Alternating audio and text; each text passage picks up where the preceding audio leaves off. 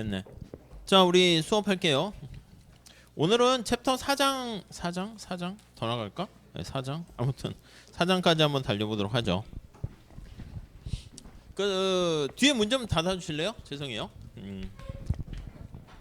그 다음 주에 그래도 중간고사 보니까 토론은 없는 걸로 할게요. 1주차는 토론의 마감을 제가 몰라서 설정을 못한 것 같고, 중간고사 끝난 다음에 또 이렇게 토론 열리니까 좀 열심히 잘 올려주시면 좋을 것 같아요.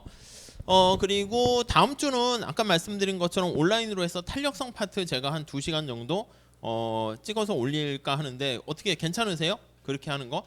다음 주는 그렇게 하고 그 다음 주 시험 보고 뭐 상황 봐서 진도가 조금 늦을 것 같으면 제가 또 그렇게 보충 자료로 따로 해서 하면 되니까 뭐 그렇게 그건 차차 해보도록 하겠습니다. 자, 79페이지 한번 볼까요? 자, 거기 보시면 가격과 자원 배분 이렇게 나와 있어요. 첫 번째 줄 보세요. 시장이 경쟁하는 수요자들 사이에 재화나 서비스를 배분하는 메커니즘이라는 것을 그게 시장 원리, 가격 알 수 있습니다.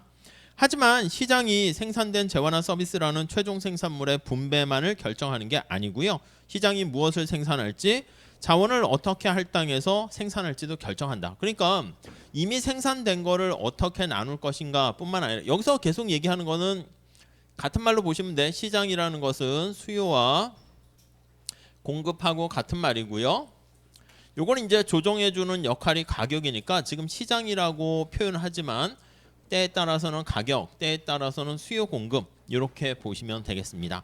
그러니까 시장에서 이 가격을 보고 내가 무엇을 생산할지도 당연히 결정을 하게 된다는 것이죠. 자, 두 번째 단락 볼게요. 소비자의 선호가 변화해서요. 어떤 재화에 대한 서비스와 수요가 변했다고 할게요. 여기 충격을 줘요. 계속 얘기하지만 쇼크가 들어오게 됩니다. 어떤 충격이 들어오냐면 소비자들의 선호가 변화하는 충격이 발생했습니다. 이렇게요. 자, 거기 예를 들어 볼게요. 1980년대 사람들은 이전보다 더 자주 레스토랑에서 외식을 하기 시작했대요. 이러한 트렌드는 선호가 레스토랑에서 외식하는 게 레스토랑에서 외식을 하는 게 이게 사람들의 유행처럼 이렇게 증가하면서 선호도가 높아지게 된 거죠. 자, 그러니까 이런 트렌드가 오늘날까지 이어지는데 그 이유 중에 하나가 분석가들은 사회적 변화. 그러니까 요거 이전에 또 충격이 있겠지. 어떤 사회적 변화야? 그러니까 맞벌이 부부가 증가하게 된 거예요.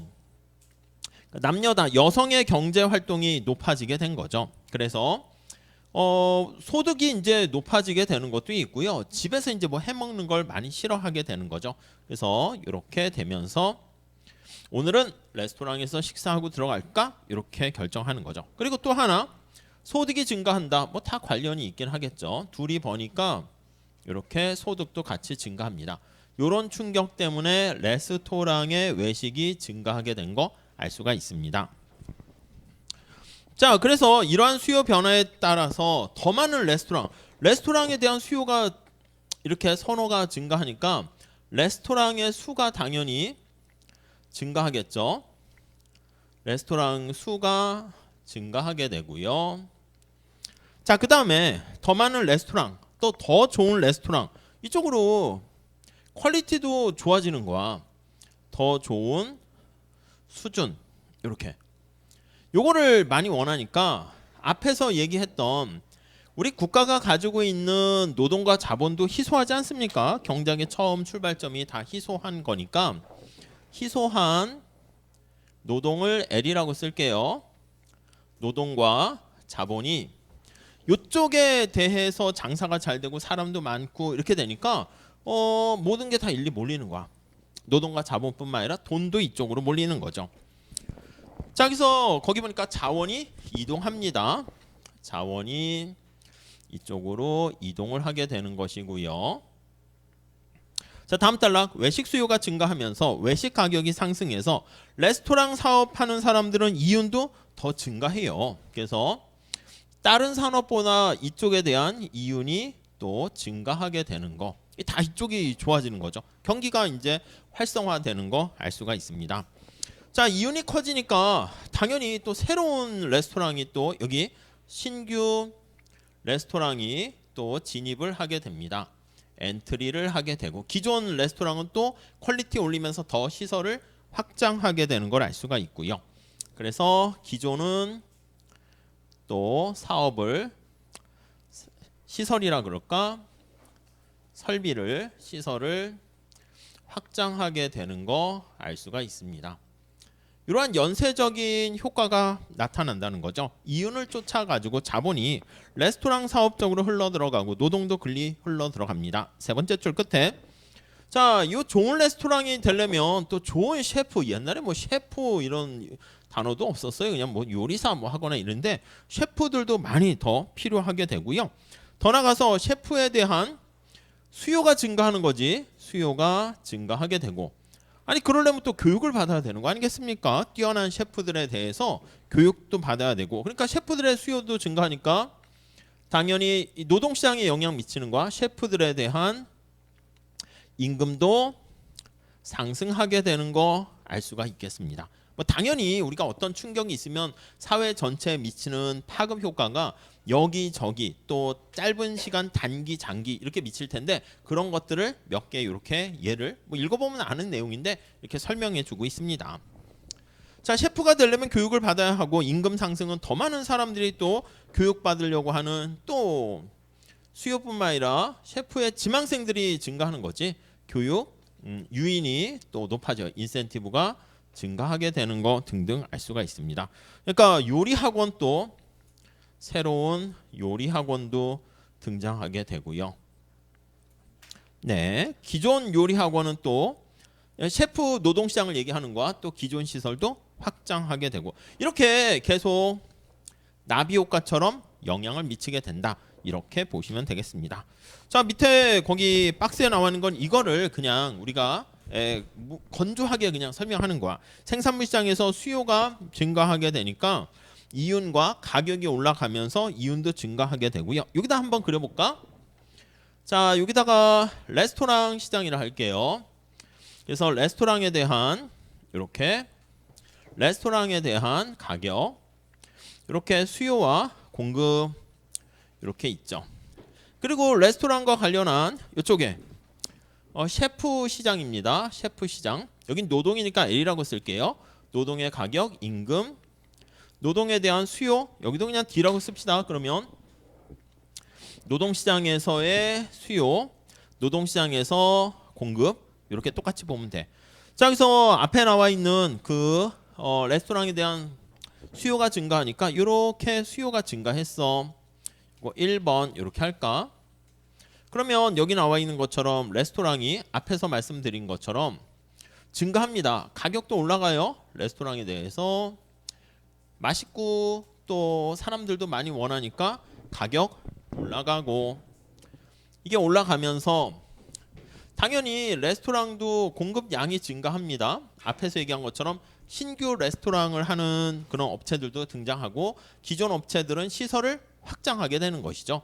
자, 그래서 이렇게 3번 이렇게 됩니다.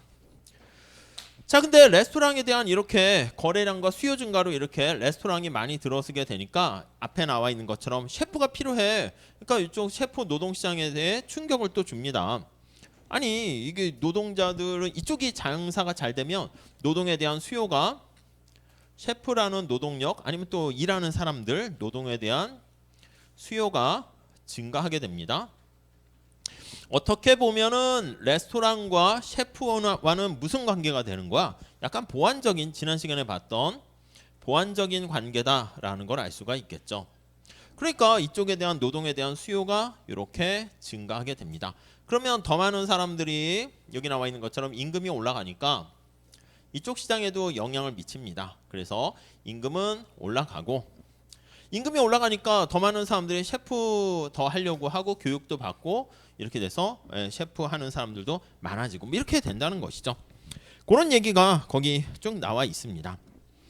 물론 지금 얘기한 것처럼 이윤이 감소하고 여기 있어봤자 내가 생존이 너무 힘들겠다 싶으면 이탈돼서 나가긴 하겠죠. 그건 이제 반대로 발생하는 거죠. 만약에 코로나 시장이 닥쳤다, 코로나가 발생했다, 그게 레스토랑과 셰프 시장에 어떤 영향을 미치는지 뭐 그래프를 그려서 설명하세요. 그러면 이거 반대로 그리시면 되겠죠. 사람들이 거리두기에서 레스토랑이 잘 안 가.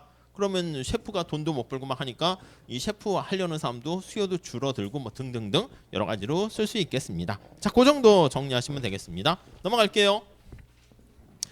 자, 그리고 80페이지 가보시면 하한 가격이 나와 있습니다. 자, 흐름은 이쪽에다 다시 한번 써보도록 할게요.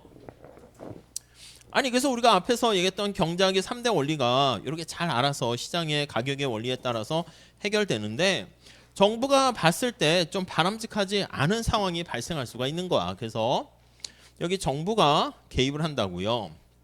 정부가 시장에 개입을 해서 통제를 합니다. 그래서 이제 우리의 관심사는요, 그래프를 그릴 때 Q가 있고 P가 있으니까 이 통제 대상도 두 개만 얘기하면 돼요. 그래서 첫 번째 통제도 하나는 수량 Q를 직접 통제할 수 있어요.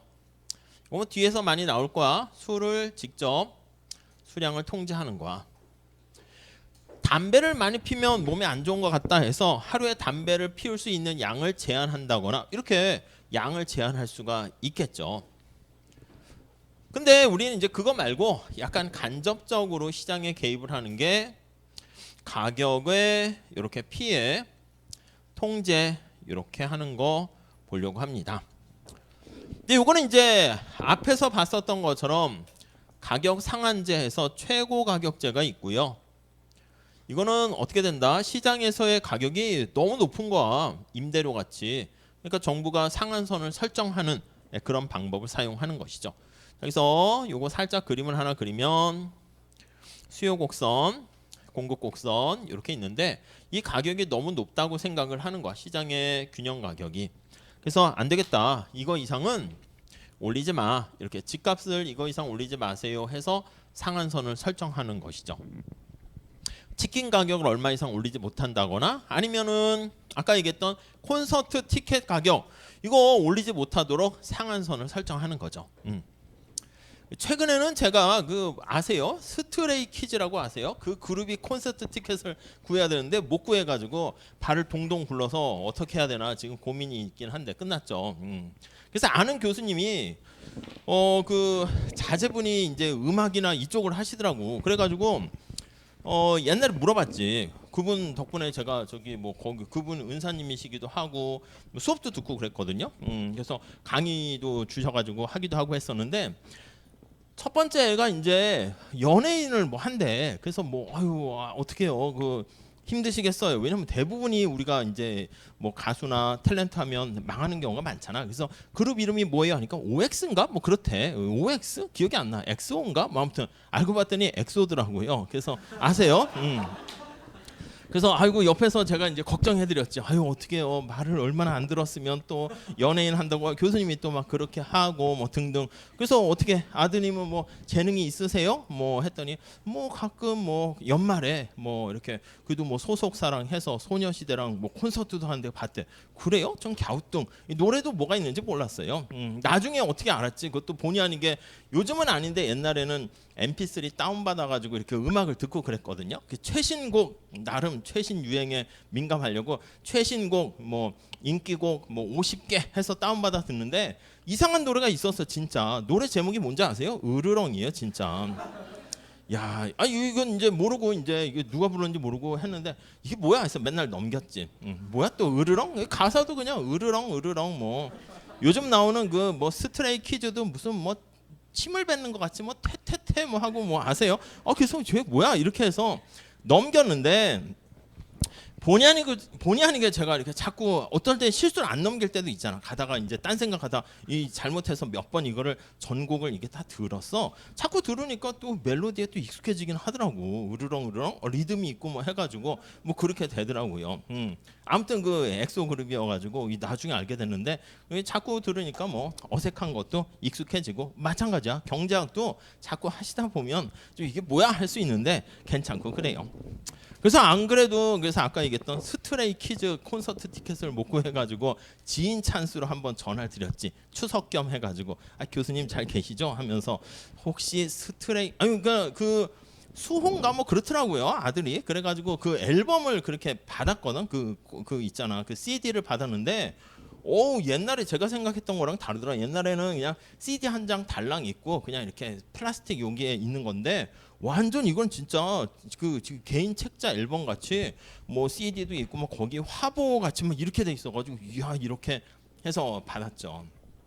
그래서 아무튼 그렇군 지인 찬스나 써볼까 해서 넌지시 혹시 했더니 안 그래도 이제 탁 컷하더라고. 이게 FM이셔가지고 그분이 안 그래도 그런 사람이 저 같은 사람이 한두 명 없었겠어요. 얼마나 많은 사람들이 티켓이나 뭐 이거 많이 있었겠지. 그래서 이제 몇 번 부탁하려고 했는데 아들이 힘들어한대. 그렇잖아. 왜냐면 같은 뭐 SM인가 근데 뭐 JYP고 어디고 뭐 하면은 또 이렇게 연결해야 되니까 이게 되게 힘든가 봐. 그래가지고 예 해가지고 그냥 다음에는 좋은 컴퓨터에서 마우스 클릭을 빨리 하기로 하고 그냥 넘어가긴 했죠. 아무튼 뭐 최고 가격제가 있고요. 딴 데로 샜는데 그 다음에 최저 가격제 이렇게 있습니다.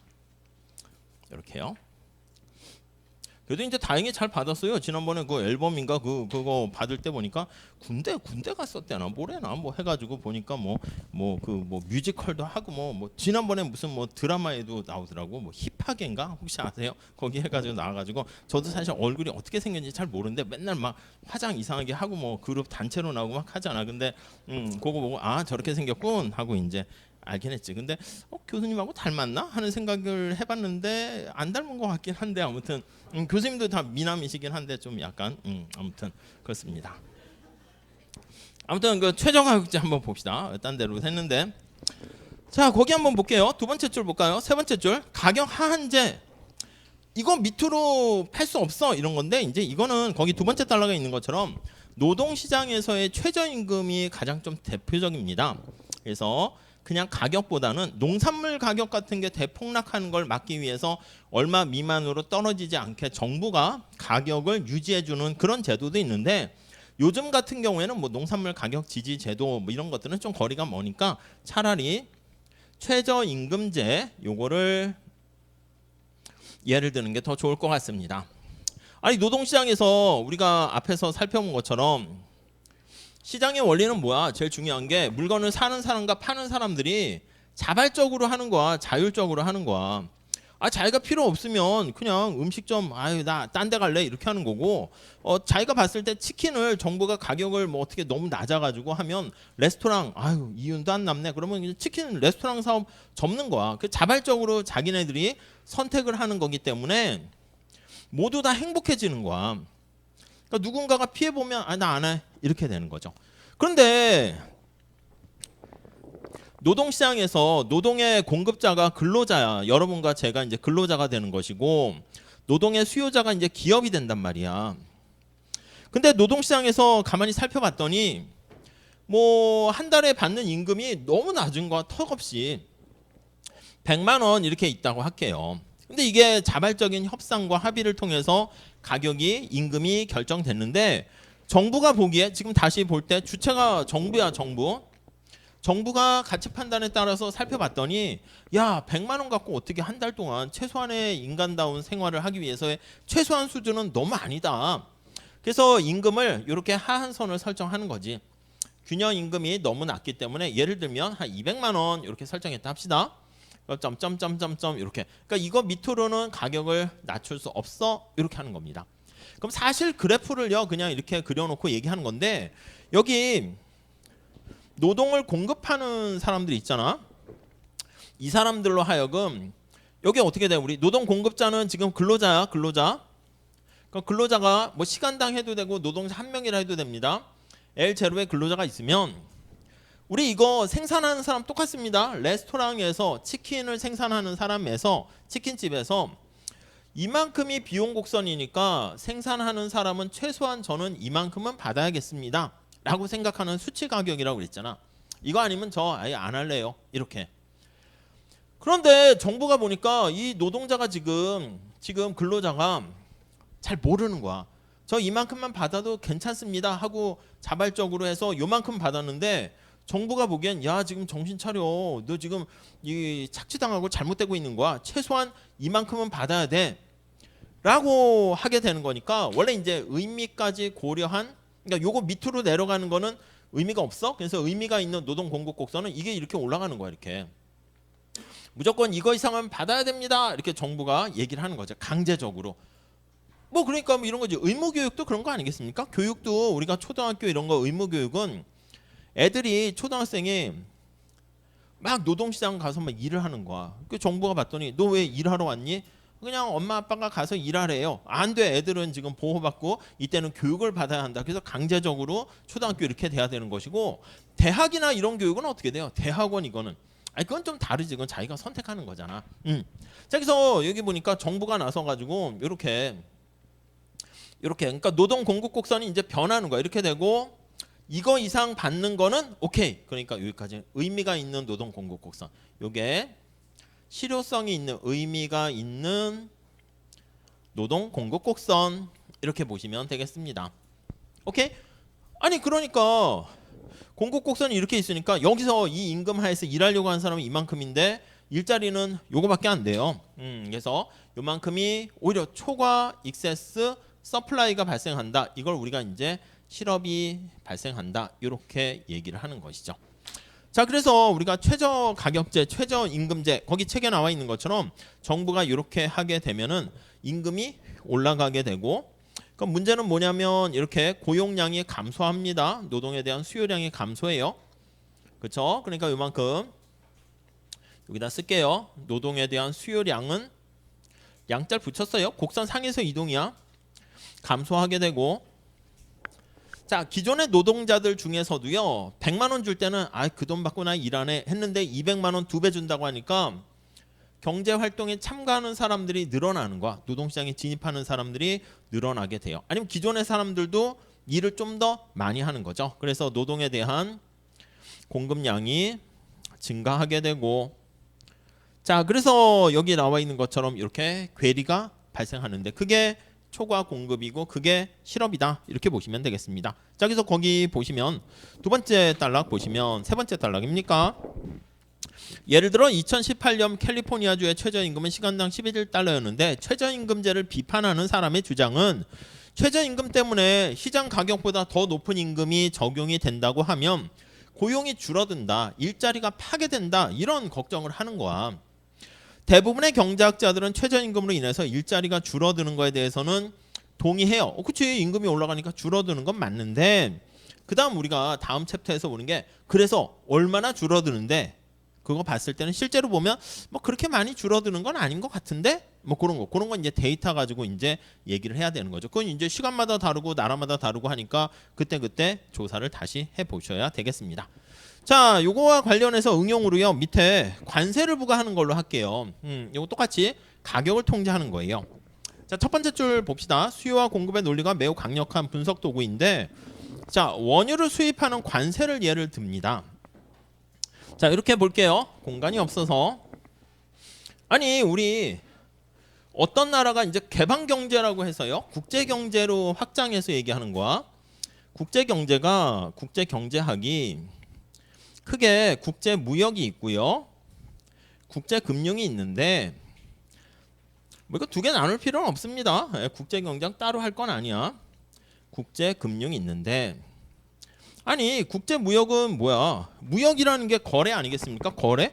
저기 수요 공급이 시장에서 교환이 일어나는 거잖아. 그래서 이게 교환이야. 교환, 거래, 교환.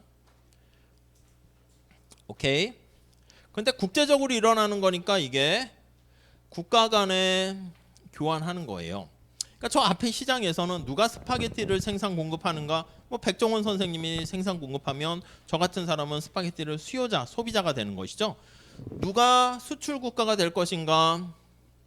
자, 그럼 수출 국가라는 것은 바로 뭐냐면 물건을 생산을 해. 근데 수출한다는 것은 뭐 현대 자동차가 우리가 쓸 필요로 하는 국내 수요에 필요한 만큼만 생산하는 게 아니라 우리나라 사람들한테 팔 거보다 더 많이 생산하는 거야. 초과 공급이 되잖아. 남잖아. 그거 어떻게 해외 고객에게 판매하는 거죠. 그래서 이 수출 국가가 국제 시장에서의 수출품이 공급자가 되는 것이고요. 그 다음에 수입 국가가 이거 뭐냐면 예를 들면 바나나 같은 거는 우리나라의 토양이 잘 안 맞아가지고 기후랑 좀 많이 생산하기가 힘들어. 근데 동남아에서 더 싸게 물건을 생산할 수 있으니까 동남아에서 이제 더 자기네가 먹을 것보다 많이 생산하면 우리나라에 판매하는 거죠. 그러니까 이게 수요자가 된다 이렇게 보시면 되겠습니다. 그럼 약간 바나나로 해볼까? 바나나 생산할 때 우리나라 도메스틱 가격 이렇게 할게요. 우리나라 한국에서 바나나를 생산하는데 가격이 2만 원이라 할게요. 근데 어디가 바나나 많이 나나? 필리핀? 뭐 인도네시아? 필리핀을 할게요. 바나나가 10,000원에 생산된다 할게. 우리 지난번에 옛날에 수요 공급하는 거랑 비슷하게 국제시장에서의 가격이 만약에 15,000원이라 합시다. 그러면 둘 다 윈윈 되는 거지. 왜요? 우리나라에서 바나나 생산해서 살려면 2만 원어치의 비용이 드니까 2만 원에 물건을 사야 된단 말이야, 소비자가. 근데 필리핀이 자기네가 먹을 거보다 더 많이 생산해서 우리나라에 판매를 해. 그때 국제시장의 가격 15,000원에 판매하게 되면 당연히 우리나라 고객들은 요거 수입국이야, 우리나라가. 수입국은 0.5만 원, 5,000원의 이득을 얻게 되고요. 마찬가지로 필리핀도 10,000원에 생산해서 우리나라에 15,000원에 팔았으니까 수출국, 우리 이거 공급자라고 보시면 돼요. 수출국도 0.5만큼 이득을 보게 됩니다. 이해되시죠? 그러니까 둘 다 윈윈 되는 거야. 그래서 만약에 시장에서 수출과 수입 이런 것들 개방 경제가 되면 둘 다 이로운 혜택이 발생하게 되는데 만약에 무역이 단절되고 위축된다 그러면 이러한 교환을 통해서 얻게 되는 이득이 줄어든다 이렇게 보시면 돼요. 자, 거기 밑에 얘 나와 있는 거 살짝 한번 보시면 석유 가지고 얘기하고 있습니다. 81페이지 볼게요. 자, 거기 보니까 석유 관련된 가격과 수량이 있어요. 여기 수요가 있고 공급이 있어. 뭐 미국 얘기를 든다 하더라도 미국 내에서 생산 공급되는 걸로 수요를 하다 보면 가격이 좀 너무 비싼 거야. 근데 국제시장에서 만약에 여기 나와 있는 것처럼 바나나 가격점 1.5 이 우리나라로 할게. 만약에 여기 바나나로 하면 한국이라 할까요? 이게 바나나야, 바나나. 예, 바나나. 이것도 바나나. 근데 우리나라에서는 한국에서의 바나나 국내 시장의 가격은 여기 있는 것처럼 2만 원 이렇게 된다고. 근데 저기 필리핀에서 바나나를 생산해서 국제시장의 가격이 이렇게 월드 가격이라 할게 1.5만 원 이렇게 되면 더 싸게 물건을 살 수가 있게 되는 거죠. 이해 가시죠? 그래서 이렇게 그러면 여기 나와 있는 것처럼 국제시장 가격으로 개방을 해버리면 국내 생산자들 중에서 일부는 이렇게 2만 원은 받아야겠는데 15,000원 되면 일부는 아니 나 생산 안 해 이런다고. 그래서 공급자의 일부는 가격이 이렇게 인위적으로 낮춘 게 아니라 개방을 통해서 국제시장 가격으로 내려가 버리는 거야. 공급자들은 공급량이 감소합니다. 그리고 가격이 하락하니까 소비자들은 좀 싸졌네 해서 수요량이 증가합니다. 요만큼이 우리 앞에 본 것처럼 초과 수요가 발생하는데 이 초과 수요가 바로 뭐냐면 수입이 되는 거야. 임포트 이렇게 되는 거죠. 수입의 크기 이렇게 보시면 되겠습니다. 네, 이해 가시죠? 자, 여기서 거기 보시면 81페이지 위에 나와 있는 게 원유 수입량 해서 6 이렇게 나와 있습니다. 600만 배럴 이렇게 있죠. 근데 정부가 여기 수입하는 거에 대해서 일부 수입 국가가 장벽을 세웁니다. 이 수입 물건에 대해서 세금을 때리는 거죠. 그러면 가격이 좀 올라가겠죠. 수입 물가 가격에다가 얼마 올라가면 거기 밑에 보면 80에서 106.64 여기서 가격을 해서 뭐 1.7로 이렇게 가격이 올라간 거야. 얘는 국제시장 가격에다가 텍스라고 할게요. 관세가 이제 수입 물건에 세금을 때리는 거죠. 텍스야, 타리프 하는데 텍스라고 보시면 되겠습니다. 가격이 이렇게 올라갔어. 자, 그러면 이렇게 우리나라에 들어올 때 가격이 좀 올라갑니다. 자, 그러면 몇 가지 효과가 생기냐면 이렇게 관세를 부과시. 자, 그럼 첫 번째 가격이 올라가니까 국내 공급자들은 생산을 이만큼 하려고 그랬거든. 예전에 1.5였을 땐. 근데 이만큼 생산을 좀 늘려도 되겠네. 해서 공급량이 증가합니다. 공급량이 증가하고 가격이 올라가니까 곡선 자체는 가만히 있고 곡선을 따라서 변하는 거야. 그리고 물건을 사는 소비자 입장에서는요, 이렇게 수요량이 감소합니다. 오케이. 비싸지니까 에이 나 바나나 안 먹어. 일부는 이렇게 돼요. 감소해요. 근데 요 새로운 상황에서도 봤을 때 수요와 공급에서 이렇게 초과 수요가 여전히 발생해. 이만큼이 수입의 크기야. 요거는 뭐냐면 관세 부과 후 수입의 크기 이렇게 보시면 되겠죠. 관세 부과 후 수입의 크기. 이전보다는 수입의 크기가 줄어들었습니다. 왜냐면 국내에서 생산을 더 많이 했고 일부 소비자들은 아유 나 안 먹을래 이렇게 해서 다른 대체품을 소비하게 되니까. 자 이렇게 됐어요. 자 그러면 첫 번째 거기 밑에 뭘 이제 보셔야 되냐면 관세를 부과해서 얻게 되는 관세 수입의 크기가 이만큼이에요. 파란색 칠한 게 단위당 뭐 2,000원에 관세를 부과했는데 수입 물량이 이만큼이니까 거기 보시면 뭐 수입량 얼마인지 모르겠지만 CD만큼이죠. 이만큼이 관세 수입이다. 이렇게 보시면 되겠습니다. 파란 색깔이 정부의 조세 수입이야. 관세로 인한 수입의 크기다. 뒤에도 뭐 문제 같은 거 나와가지고요. 뭐 국제시장에 가격이 이렇게 있으면 초과 수요의 크기를 구하세요. 아니면 정부가 관세를 이렇게 부과했을 때 얻게 되는 관세 수입은 얼마입니까? 하면은 이 직사각형 면적을 구하시면 되겠습니다. 뭐 내용은 지금 이거랑 똑같은 건데 거기 나와 있는 미국의 뭐 원유 예를 들어서 뭐 1,300만 배럴 뭐 이렇게 예를 든 거니까 한번 읽어보시면 될 것 같고요. 그래프 그냥 이해되시면 충분합니다. 82페이지 가보시면 두 번째 줄에 관세 부과로 미국 정부가 걷어가는 세금의 크기가 거기 나와 있습니다. 그래서 배럴당 세금 해서 수입 원유의 배럴 수 해가지고 여기 나와 있는 직사각형 파란 색깔의 면적이 관세 수입의 크기다 보시죠. 자 다음 달러 볼게요. 82페이지 네 번째 줄 관세 부과로 인한 최종적인 결과는 어떻게 됩니까 하면요.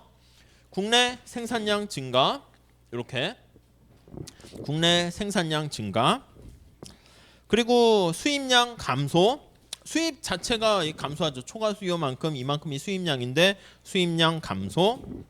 전체적인 소비 감소. 소비 감소. 오케이? 네, 그 정도 보시면 되겠습니다.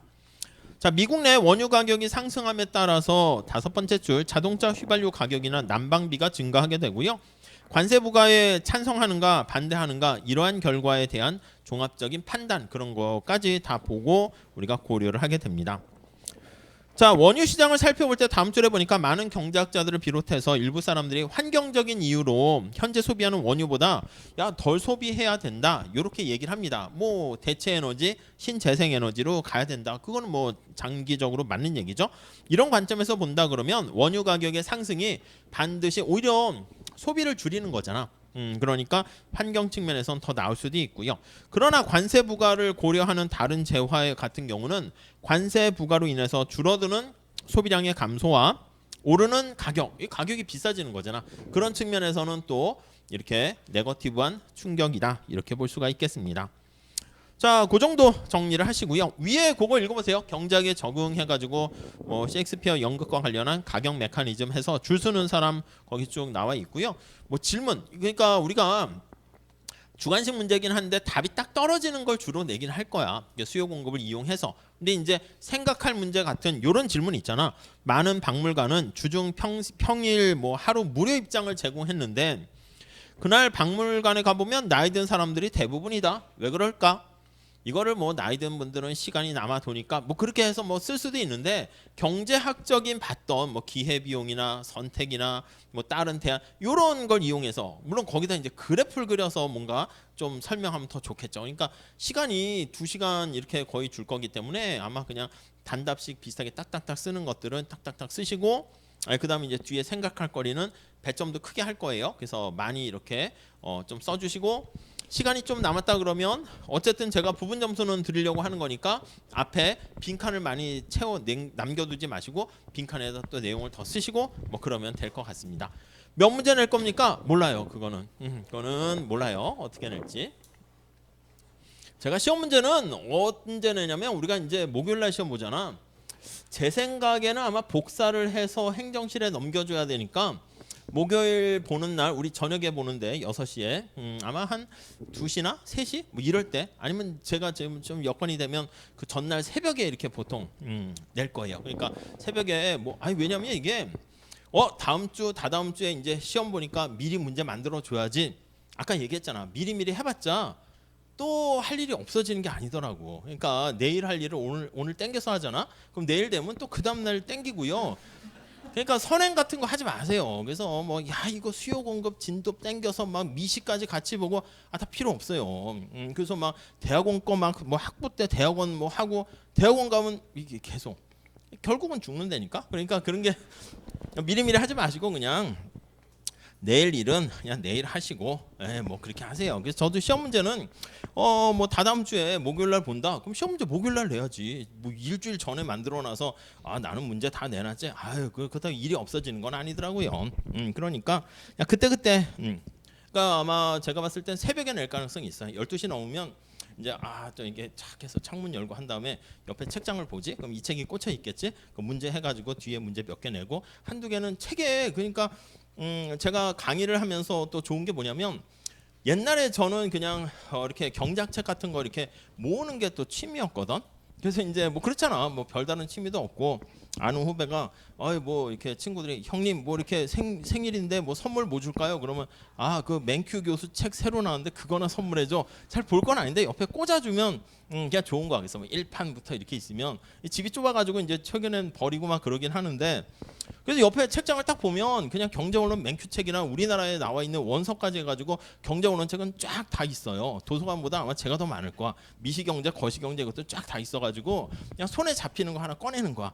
맨큐 경제 책 한번 볼까? 아니면 노벨상 받은 크루그만 또 교수 책 한번 볼까? 그래서 뒤에 넘기다가 거기 나와 있는 몇 개 되는 거를 우리 수업 시간에 배운 거에 비슷한 거를 몇 개 거기에 맞춰서 그냥 내는 거지. 그렇게 내니까 뭐 그래요. 그러니까 뭘 낼지 저도 모르고 몇 문제 낼지도 모르고 근데 이제 과거에 한 2시간 정도 내는 거니까 뭐 그냥 좀 부담 없이 하려고 해요. 부담 없이 하려고 하니까 그렇습니다.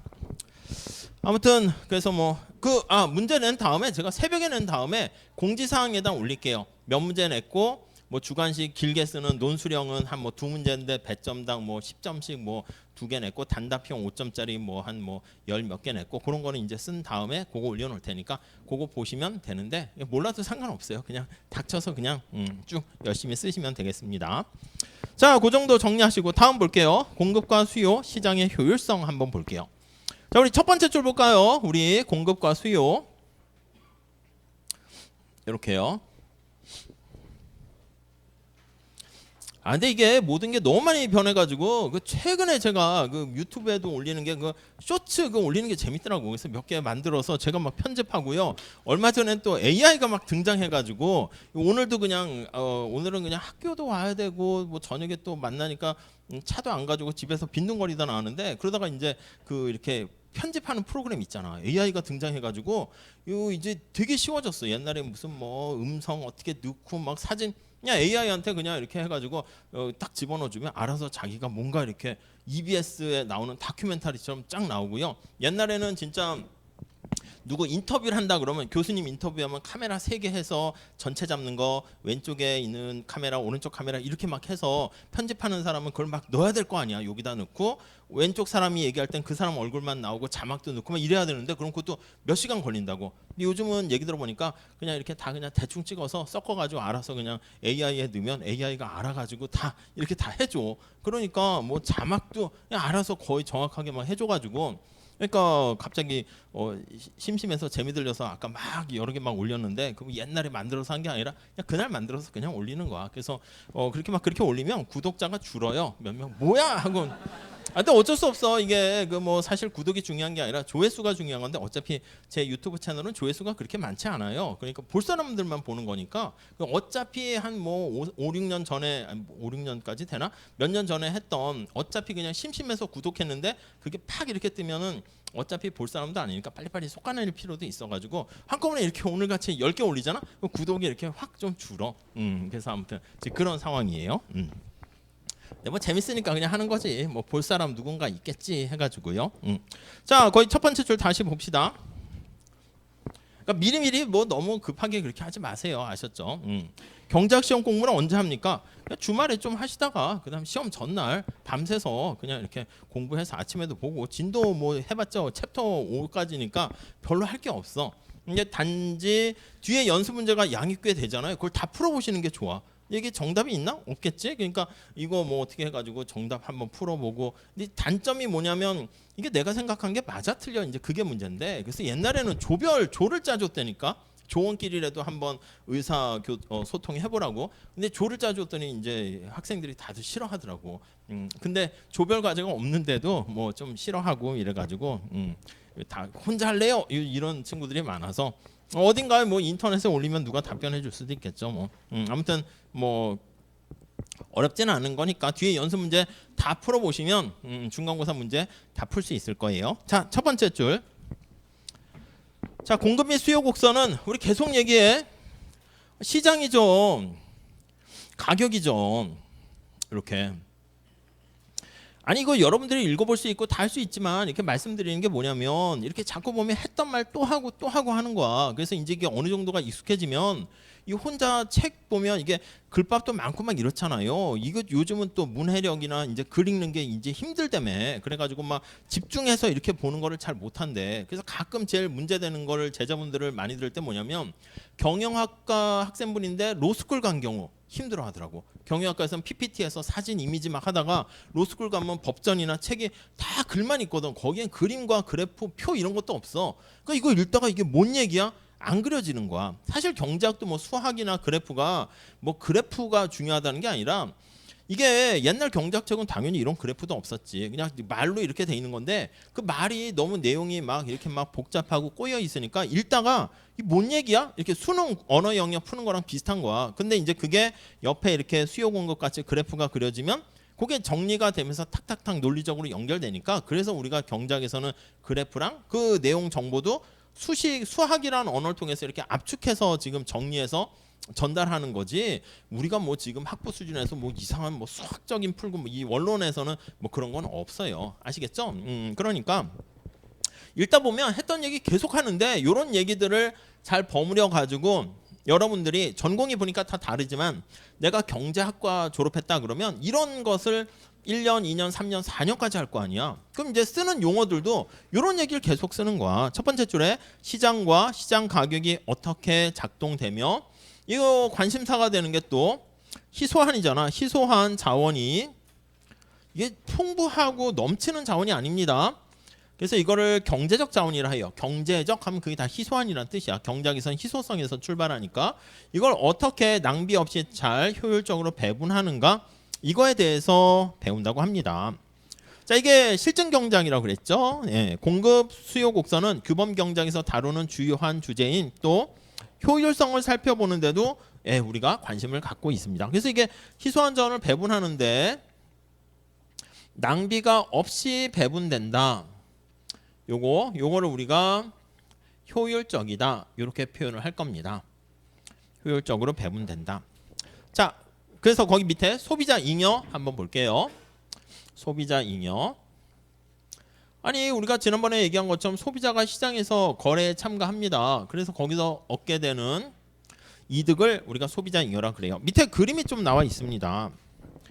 자, 밑에 수요 곡선의 높이를 잘 좀 한번 체크해 보면요.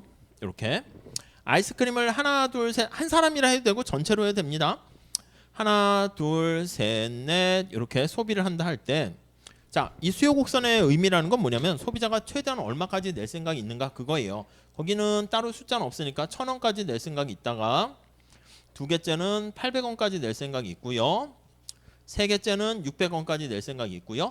점차 소비할수록 최대한 지불하려고 하는 금액은 작아진다고 할게요. 왜냐면 우리가 지난번에 얘기한 것처럼 뭐 효용이 체감한다 뭐 이런 표현을 했었죠. 400원 이렇게 200원 이렇게 있다라고 합시다. 자, 근데 시장에서 물건을 사는데 가격이 500원 이렇게 돼 있다 할게요. 그러면 시장에서 콜라 가격이 500원 이렇게 정해지면 하나 사도 500원이고 두 개 사도 500원이고 세 개째 사도 500원이고 똑같습니다. 자, 그러니까 내가 이 시장에 거래에 참가해서요. 첫 번째 하나를 먹었을 때 얻게 되는 최대한 지불하려는 금액은 1,000원인데 실제 지불한 금액은 500원이니까 이만큼 뭔가 남은 거죠. 그래서 소비자 잉여는 첫 번째 먹었을 때 500원. 물론 이거를 1000 빼기 500 뭐 이렇게 쓰면 되겠지만 뭐 그냥 어려운 얘기는 아니까 바로 쓸게요. 두 개째 먹게 되면은 800원까지 낼 생각이 있었는데 500원만 내니까 300원 남았네.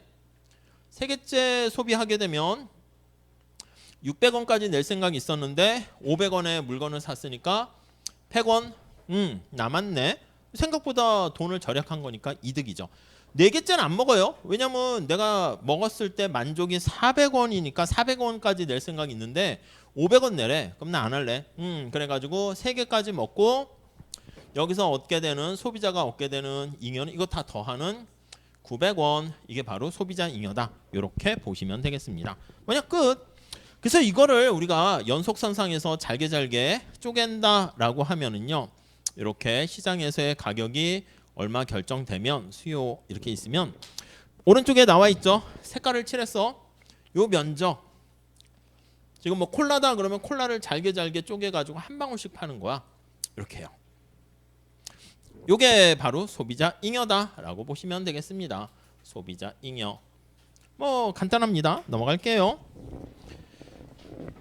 자, 그래서 그 얘기를 84페이지에 뭐 예를 들어서 하는데 이것까지 뭐 다 할 건 아닌 것 같아요. 지금 얘기한 걸 뭐 달러로 되는 걸 숫자로 간단히 그냥 바꿔서 했는데 읽어보시면 될 것 같습니다. 다음 생산자 잉여 볼게요. 생산자도 시장에 참여해서 뭔가 남는 게 있어. 만약에 남는 게 없으면 거래에 참여하지 않는다니까. 자, 생산자는요. 내가 물건을 만들었는데 이 정도 비용이 들었는데 최소한 그거 비용은 건질 수 있을 정도가 돼야지 내가 물건을 생산 공급하겠지. 그래서 하나 둘 가상적으로 셋 넷 다섯 이렇게 해가지고 첫 번째 하나 생산할 때 가격이 이런 식으로 100원이라고 할게요. 그러니까 첫 번째는 이제 뭐 그렇게 힘든 것도 아니고 지치지도 않고 아니면 사회 전체로 본다 그러면 가장 능력 있는 애가 먼저 나서서 생산하니까 아니면 지난번에 얘기한 것처럼 과수원에 사과를 딴다라고 할게요. 사과를 이렇게 딴다 그러면 첫 번째 온 근로자 같은 경우는 여기 사과가 이렇게 있는 거 쉽게 따는데 여기 낮은 위치에 있는 사과는 다 얘가 따니까 두 번째 온 노동자는요. 여기 사과는 없어. 이 높은 사과를 이렇게 따야 되니까 이거 막 점프해서 따야 되니까 힘들지. 그러니까 그 다음 온에는 어떻게 돼? 그 다음 온에는 여기 있는 사과를 따야 되니까 막 이렇게 나무 올라타야 되는 거잖아. 그러니까 당연히 생산성이 떨어진다라는 걸 가정하고 얘기하는 거예요. 안 그럴 수도 있어요. 예, 요즘 같은 지식이나 이런 AI가 등장하는 시대가 되면 오히려 생산하면 할수록 비용이 더 떨어지는 그런 게 될 수도 있어요. 경제학 공부도 그래. 처음에 할 때는 더 오히려 힘든데 자꾸 하다 보면 아는 게 많아질수록 또 이렇게 빨리빨리 이야기가 쉬워질 수 있겠죠. 300 여기는 뭐 600 이렇게 있다 할게요. 여기는 800 이렇게 있다라고 합시다. 근데 시장에서의 가격이 이런 식으로 이렇게 500 되어 있으면 그럼 생산자 입장에서 한번 생각을 해볼게요. 내가 하나 생산했는데 나는 100원까지만 받으면 되는데 500 주고 팔았어. 얘가 500을 주는 거잖아. 그러니까 소비자가 500을 지급하고 그러니까 여기 나와 있는 이 차이만큼 400이겠죠. 이게 생산자 잉여지. 두 번째 거는 300, 세 번째는 뭐 200, 네 개째는 생산 안 하겠지. 최소한 자기는 600원 비용이 들었으니까 600원 받아야겠다 그러는데 시장에서 500 준다니까 나 거기까지는 안 할래요. 그래서 일부러 맞췄는데 3개. 이걸 또 잘게 쪼갠다라고 하면 이렇게 공급 곡선이 있으면 시장에서의 가격이 이렇게 책정되면 그래서 여기까지 생산 공급하게 되는 것이고 여기 나와 있는 이 삼각형이 바로 생산자 잉여가 된다. 이렇게 보시면 돼요. 그래서 여기 생산자 잉여 다 계산하면 여기 500에서 100을 빼는 400 더하기 여기 500에서 200을 뺀 300 더하기 500에서 300을 뺀 200. 그 다음 더 생산하지 않을 거니까 요거 다 더한 뭐 900이 900입니까? 생산자 잉여 이렇게 보시면 되겠습니다. 자, 그래서 내용은 심플하고요. 그래서 거기 생산자 잉여 굵게 나와 있는 거 한번 보시고 요 두 개 같이 모아서 나타내는 게 오른쪽 그래프입니다. 85페이지 가 보시면 공급 곡선, 수요 곡선 이렇게 있고요. 그래서 점점점점점 하게 되면 여기 영역 A가 생산자 잉여, B가 소비자 잉여, 생산자 잉여 이렇게 되겠죠. 자, 이렇게 해볼까요? 소비자가 맥스 최대한 willingness to pay 지불하려고 하는 금액은 얼마가 되겠습니까? 하면 A, B, C 이렇게 됩니다. 근데 소비자가 실제로 지불하는 금액은 얼마가 되겠습니까? 라고 하면요. B와 C 이렇게 되는 거 알 수가 있어요. 그러니까 여기 A 크기만큼이 내가 이만큼까지 더 줄 생각이 있는데 요만큼만 줬네? 그러니까 A가 소비자 잉여가 되고요.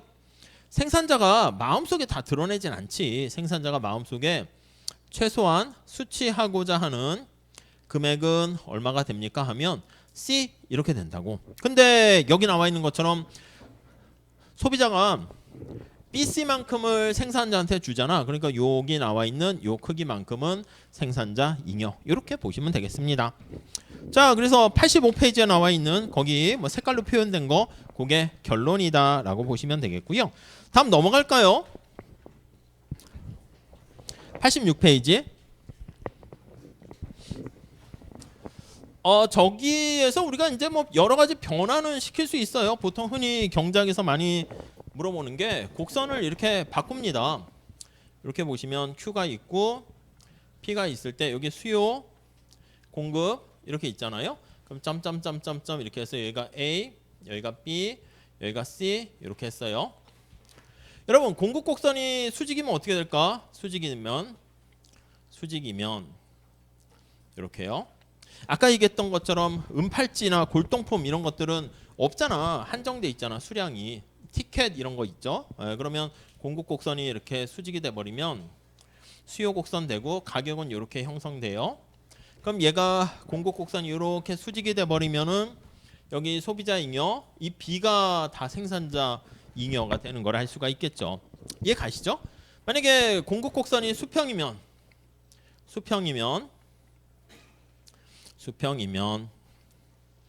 자, 그러면 어떻게 되겠어요? 공급 곡선이 수평이면 이렇게 돼 있고 여기가 수요 곡선 이렇게 됩니다. 그럼 점점점점 하면 소비자 잉여는 변화가 없네. 똑같이 A. 여기서 이 곡선이 이렇게 돼 버리니까 B가 생산자 잉여인데 생산자 잉여가 점차 작아지다가 없어져. 이게 다 C 이렇게 되는 거 알 수 있어요. 그러면 공급 곡선이 수평이면 생산자 잉여는 빵이고요. 오케이? 이거는 소비자가 준 돈이 전부 다 지불한 금액이 다 생산자 잉여가 되고요. 그 다음 역시 수요 곡선이 수직이고 수요 곡선이 수평이고 그것도 똑같이 할 수 있겠죠. 뭐 그런 걸 한번 생각해 보시면 되겠습니다. 자, 그것보다는 아니 뭐 여기도 해볼까요? 여기도 그러면 수요 곡선이 디맨드 곡선이 수직이면 자, 이거는 어떻게 될까? 수직이 되면 수요 곡선이 수직이고요. 공급 곡선이 이렇게 우상향해요. 여기가 균형 가격이야. 그럼 저기서 수직이 돼 버리니까 B와 C는 그대로야. 그리고 소비자가 실제 지불한 금액인데 B는 생산자 잉여고요. A가 어떻게 돼요? A가 이건데 사실 위에가 뻥 뚫렸어. 아까 얘기했던 골동품, 은팔찌 이거는 소비자 입장에서는 사막에서 물과 비슷하게 내가 진짜 엄청난 돈을 주고서라도 거기서 얻게 되는 만족이 거의 무한대에 가까운. 여기 위에 뚫렸으니까 무한대로 할 수 있겠죠. 아니면 이거를 이제 조금씩 기울기를 가파르게 해보세요. 그럼 A 영역이 이게 소비자 잉여잖아. 점차 커지다가 이렇게 되면 저렇게 올라가겠죠. 그 다음에 디맨드 곡선이 수평이면 어떻게 될까요? 수평이면 이렇게. 그러면 얘가 이렇게 수평이 돼버리는 거니까 소비자 잉여는 없어지겠죠. A가 빵 이렇게 되겠죠. 그래서 나머지는 똑같고 이렇게 뭐 그런 거 정리하시면 되겠습니다. 자, 그 다음에 86페이지 다시 보면은 자, 요게 우리가 여기가 최적 수준이거든. 여기 공급 수요 만나는 여기가 만약에 물이 100도씨가 되어야지 최적이라고 하면 두 개 만나는 게 물이 100도씨가 안 되면요 그거는 물이 안 끓잖아. 여기 지금 90도씨라 할게. 그러면 여기서 내가 소비를 하나 더 한다 할게요. 그럼 소비자 입장에서는 이만큼 이득을 얻게 되는 거 아니겠습니까? 이만큼. 예를 들면 90개에서 하나 더 추가한다고 할게요. 그래서 하나 더 추가했어요. 플러스 1. 뭐 눈꽃만큼 이렇게 되는데 행복이 저렇게 증가하는 거야. 소비자가 얻게 되는 지불하려는 금액, 편익. 근데 생산과 관련한 비용, 생산자가 최소한 받고자 하는 금액은 이거 아닙니까? 그러니까 생산자가 최소한 받고자 하는 금액보다 소비자가 지불하려는 금액, 거기서 얻게 되는 만족이 커지는 거니까 생산을 90개에서 91개 이렇게 하면 훨씬 이만큼이 이득이 증가하는 거야. 그래서 계속 이득이 증가하다가 언제 그 이득이 멈춥니까? 요 같아질 때 스톱 하게 된다는 것이죠. 근데 이게 적게 가도 문제야. 이게 과소 나중에 많이 할 거야. 과소 생산되어도 이만큼의 삼각형만큼을 다 우리가 더 얻을 수 있는 것을 포기하는 거니까 그래서 거기 보시면 데드웨이 로스라고 합니다. 사중 손실 죽었다는 거야. 아니면 자중 손실 이렇게 되는 거예요. 그러니까 자중 손실은 우리가 트럭이 이렇게 있어요. 트럭이 이렇게 있으면 트럭이 이렇게 있어요. 근데 이 트럭이 4톤의 무게를 실을 수 있는 트럭이라 할게요. 근데 자차가 만약에 3톤이야. 그럼 이 트럭에 실을 수 있는 무게 양은 어떻게 돼? 1톤밖에 못 실는 거지. 그러니까 자기 자신의 무게까지. 그러니까 역도 선수가 딜레마가 내가 몸무게를 막 키워. 그럼 물건을 더 많이 들 수 있는데 자기가 일어나는데도 힘들잖아. 그래서 스스로 보통 이제 운송 해운에서 배에 그 운송할 수 있는 컨테이너 양할 때 나온 건데 그래서 번역을 이 죽을 사자를 그냥 쓴 거니까 너무 그래서 스스로 부담하는 가운데서 발생하는 손실 이렇게 이게 이제 언제 주로 나오게 되냐면 우리 뒤에 보면 독점 시장이라는 게 있어요. 독점은 기업이 하나 있거든 경쟁이 없어. 경쟁이 없으니까 최선을 다 안 하려고 합니다. 그래서 생산도 과소하게 생산해요. 더 생산할 수 있는데 일부러 안 해. 그래서 이제 발생하는 손실. 그리고 또 뒤에 나중에 하겠지만 조세를 부과하는 거야. 텍스를 부과해요. 그러면 세금을 부과하게 되면 이게 공급자에게 부과하면 공급 곡선이 막 올라가면서 거래량이 줄어들거든. 그래서 시장이 위축돼서 발생하는 후생 손실 뭐 그런 것들 얘기할 겁니다. 근데 재미난 거는 여기 100도씨 100개가 최적인데 그거보다 적어도 후생 손실이 이만큼 생겨요. 거기 왼쪽 그림에 형광펜 주황 색깔로 돼 있죠. 근데 과다해도 후생 손실이 생겨. 이렇게 과유불급 이거랑 비슷하게. 그러니까 물이 100도씨면 딱 끓게 되는 것이고 최적인데 110도씨면 에너지 낭비가 되는 거잖아. 아 이거 물 끓잖아. 뭐 아니 여기 남는 에너지 갖고 딴 데 쓸 수 있는 것을 여기서 가져온 거잖아. 무슨 말씀인지 아시겠죠? 그래서 우리가 이제 한 과목만 놓고 봤을 때는 와 나 경제 언론 A를 받았어 잘하긴 했지. 근데 이제 다른 과목들이 다 F면 골고루 다 이렇게 잘한 것보다 뭐 안 좋을 수도 있는 거지. 다른 걸 포기하고 너무 이쪽에다가 에너지를 많이 쓴 겁니다. 자 여기서는 어떻게 됩니까? 하면 109에서 110으로 하나 더 추가적으로 생산했을 때 들어가는 비용이 이만큼인데 거기서 얻게 되는 이득은 요만큼이라고. 뭐야 이득보다 비용이 더 큰 거니까 낭비가 발생하는 거지. 그래서 오른쪽에 거기 보시면 사장 손실 이렇게 사장됐다는 거야. 잃어버렸다는 거야. 사중 뭐 무게중자 쓰기도 하는데 그래서 그 노란 색깔입니까? 그만큼 그렇게 나와 있는 거 크기만큼이 사회적 후생 손실 이렇게 보시면 돼요. 그래서 내용이 밑에 적정량보다 굵은 글씨로 되어 있는 거 보세요. 많이 생산했을 때 또는 덜 생산해서 사장 손실을 초래하는 경우 나와 있으니까 뭐 지금 본 것처럼 정리하시면 되겠습니다. 자 우리 여기에는 뭐 따로 이렇게 문제가 없는데 요거는 제가 문제 낼 수 있으니까 한번 보세요. 아까 얘기한 거 살짝 한번 보시면 관세 부과할 때 그때 한번 살짝 볼게요. 여기까지 오늘은 여기까지가 하고 끝날 테니까 아셨죠? 조금만 더 합시다. 한 7분만 더 할게요. 5분만 더 할게요. 자 이게 좀 보시죠. 자 이게 바나나라 해도 되고요. 아까 하는 것처럼 원유라 해도 되겠습니다. 수요 공급 이렇게 있어요. 자 그런데 점점점점점 보시면 이렇게. 근데 여기가 이 제로라고 할게. 이 제로는 개방하기 전이야.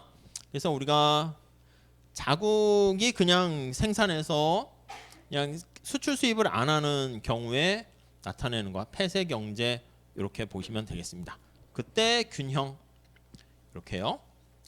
자, 그런데 만약에 개방을 했어. 그래서 여기 나와 있는 도메스틱 가격보다 우리나라 국내 시장 가격보다 세계 시장의 가격이 훨씬 더 싼 거야. 월드 가격이. 그래서 이 가격에 물건을 살 수가 있는 거야. 시장의 문을 열었어. 그러면 개방을 하게 되면 뭐가 좋습니까 하면 당연히 뭐 이렇게 공급자 입장에서는 더 싸게 생산하는 경쟁자가 많으니까 싫어지겠지. 근데 물건을 사는 소비자 입장에서는 더 싸게 많은 걸 살 수 있으니까 좋아진다고요. 여기다가 영역을 한번 좀 표시를 한번 해보도록 할게요. 자, 여기를 A라 그러고 이걸로 할까요? 그러면 여기를 이렇게 다 나눌까? 여기를 더 나눠서 한번 볼게요. 여기 있는 상황에서 이것도 나눌게요. 어떻게 나눌까? B라 하고요. 그래요. C라 하고 여기 D라 하고 이렇게 합시다. 오케이. 자, 그러면 폐쇄 경제 하에서 지금 여기다 다시 합시다. 표를 만들면 더 좋으니까 폐쇄 경제가 지금 비포 상황이야. 개방하기 전. 그랬을 때 소비자 잉여는 어떻게 됩니까 하면 A가 소비자 잉여죠. 왼쪽에 뭐 우리 아까 본 것처럼. 그리고 생산자 잉여는 어떻게 됩니까 하면 이거야. 균형이니까 요렇게 되는 거니까 이게 생산자 잉여지. 그냥 B와 C 이렇게 됩니다.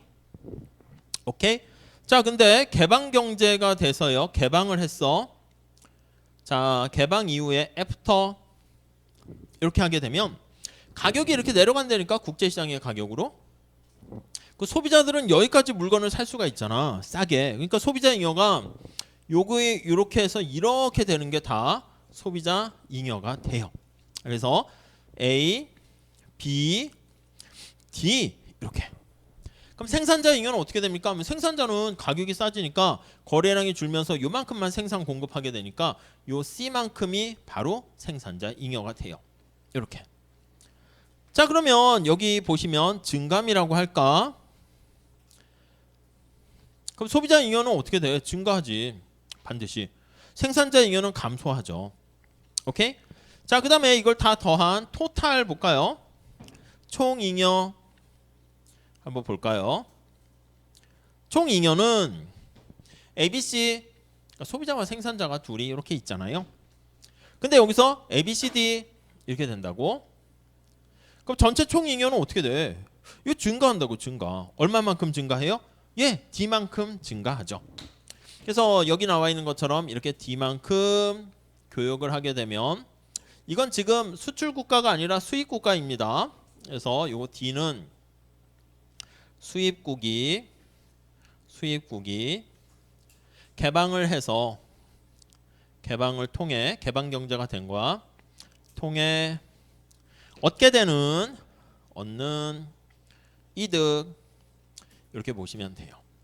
그러니까 이게 개방했다고 해서 모든 국민들이 다 해피해지는 건 아니야. 생산자는 슬퍼지지. 감소했잖아. 근데 소비자는 기뻐했어. 근데 기뻐하는 소비자의 이 증가 크기가 슬퍼하는 생산자의 효용 감소보다 크기 때문에 이게 더 낫다는 거지. 이론상 봤을 때는 이 증가한 크기가 100이고 슬퍼하는 크기가 만약에 30이면 이렇게 적절하게 보상을 해주면 되지 않겠습니까? 최소한 뭐 30만큼 최소한 아니면 40 이렇게 보상해주면 생산자도 뭔가 플러스가 될 텐데 근데 현실에서는 이 보상을 안 하지. 그러니까 이제 개방에 반대 이렇게 하는 사람들이 생기는 거죠. 여기서 조금만 더 할게요. 하나만 더 할게요. 관세를 부과했을 때 어떻게 되는가? 그거 하나만 더 봅시다. 자, 이게 이제 개방 시 이렇게 돼 있고 여기에다가 생산자들이 막 화가 나는 거야. 이렇게 뭐야? 나는 우리만 손해 봤잖아 하고 이렇게 화가 나니까 반대하겠지. 개방에 대해서. 그래서 개방을 좀 줄이려고 정부가 수입 물건에 대해서 관세를 부과했다라고 합시다. 관세를 부과 시. 오케이? 자, 그러면 여기다가 똑같이 한번 뼈대는 똑같습니다. 놓고 볼게요. Q. 자, 이게 수요 이렇게 있고요. 공급 이렇게 있습니다. 원래 국제시장의 가격이 이렇게 있어요. 월드 가격이. 아까 1.5 이렇게 했던 것 같은데 여기다가 관세를 부과하니까 가격이 이렇게 올라갔습니다. 월드 가격에다가 텍스 이렇게 부과했습니다. 자, 그러면 우리가 이제 전체적인 걸 해도 되는데 우리 이 개방된 다음에서 관세 부과하는 걸로 할게요. 이 전에 세 개 해서 폐쇄 경제, 개방, 관세 부과 이렇게 다 해도 되는데 그래서 이 개방한 경우랑 관세 부과한 경우 같이 비교해 보도록 할게요. 자, 그래서 여기 이렇게 점점점점점 나눠서 보도록 하겠습니다. 이렇게요. 이렇게. 네, 이렇게 정리하시죠.